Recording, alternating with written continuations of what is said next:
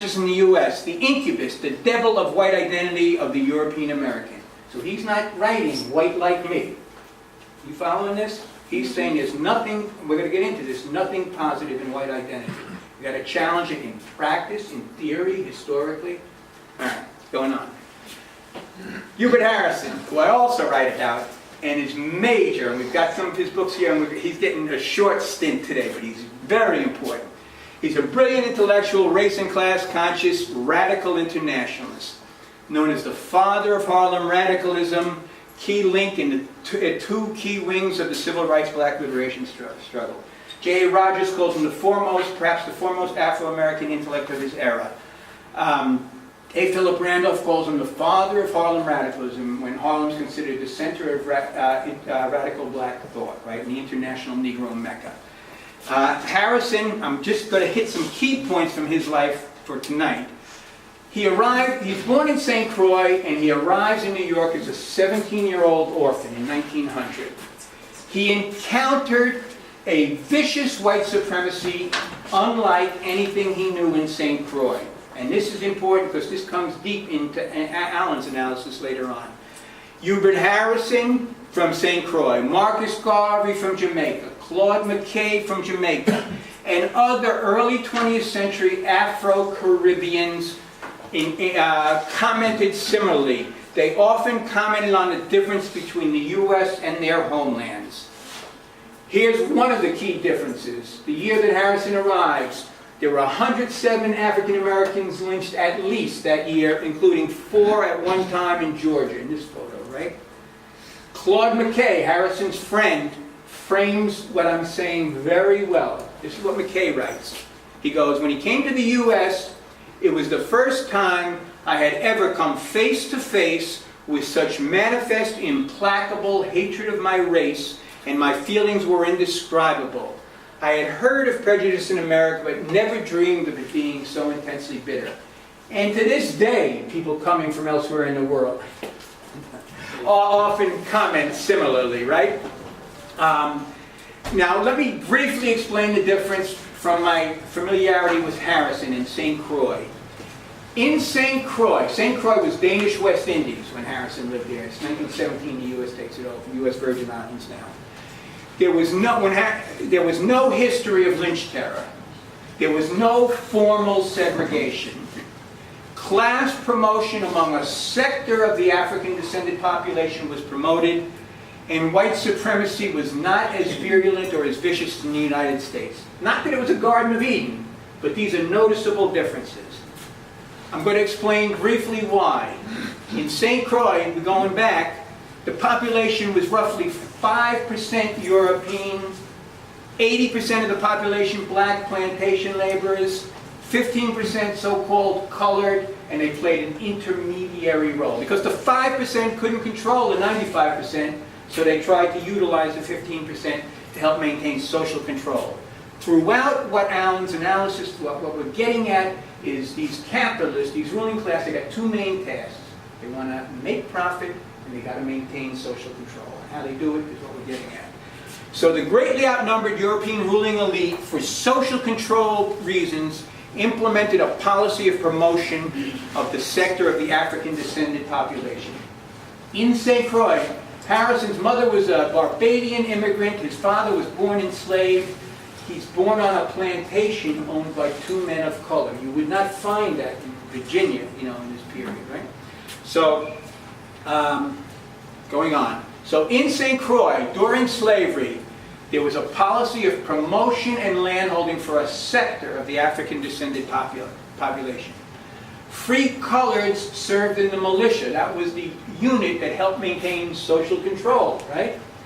And in 1834 in St. Croix, a law was passed, an Edict of Full Equality, which at least nominally extended equality to the free coloreds, to the mulattoes. Compare that with the U.S. The general policy was one of severe racial prescription for African Americans. You couldn't rise. You rose even a little bit, you get to knock on the door at midnight. Slave patrols, how they helped maintain control, they were lily white. No free coloreds in the slave patrols here, right, in the U.S. And rather than a policy of promotion and an edict of full equality, what was the law in this land? The Dred Scott decision. No black person had any rights that a white was bound to respect. So there's a significant difference between these two situations, and that's going to become important.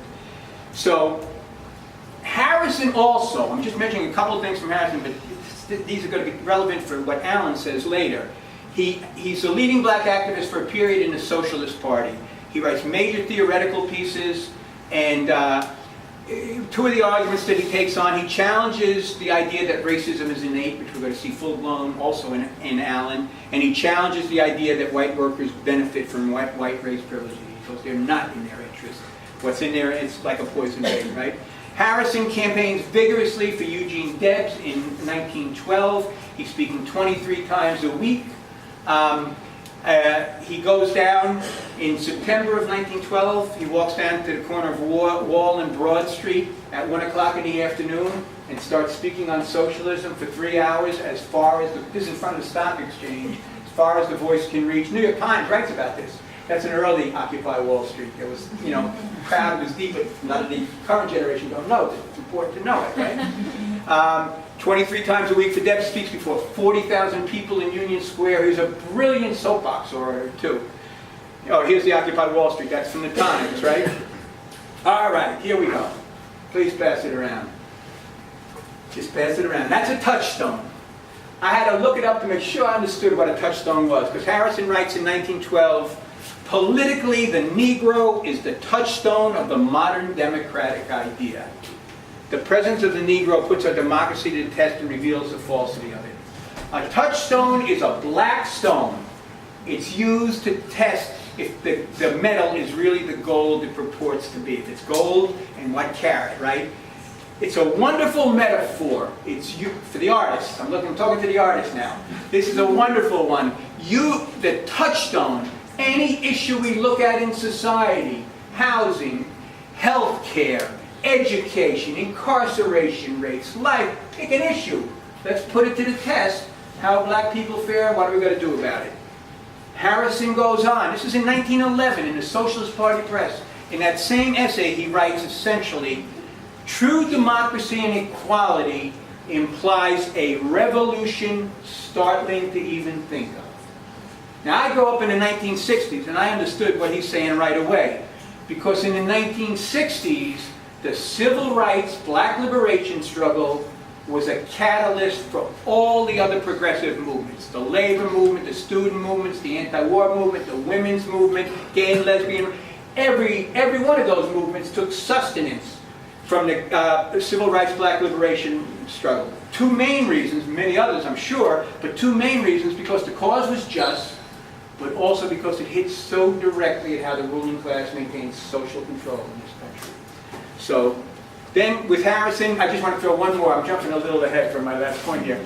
But in 1917, just so you really see how deep this fellow is, he's founding a new organization. He's founded the New Negro Movement, which is what one of those books back here is all about. Actually, three of them all talk about it.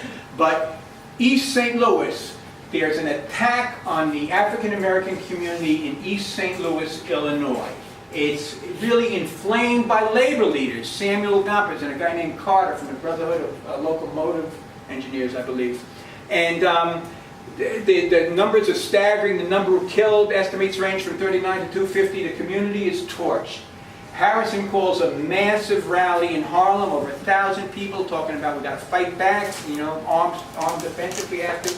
But what's interesting for current generations is Harrison's rally in Harlem in support of the people in East St. Louis foreshadows, it's a precursor to the Ferguson responses, right? Ferguson is only 12 miles from East St. Louis. And I was in New York, but elsewhere in the country, people are protesting over this.